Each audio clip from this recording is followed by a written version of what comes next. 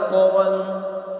ويبشر المؤمنين الذين يعملون الصالحات أن لهم أجرا كبيرا وأن الذين لا يؤمنون بالآخرة أعتدنا لهم عذابا أليما ويدعو الإنسان بالشر دعاءه بالخير وكان الإنسان عجولا وجعلنا الليل والنهار آيتين فمحونا آية الليل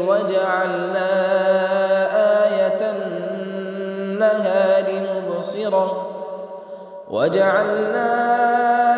آية النهار مبصرة لتبتغوا فضلا من ربكم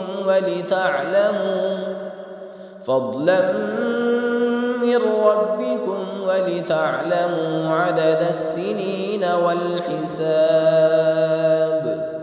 وكل شيء فصلناه تفصيلا وكل إنسان ألزمناه طائره في عنقه ونخرج له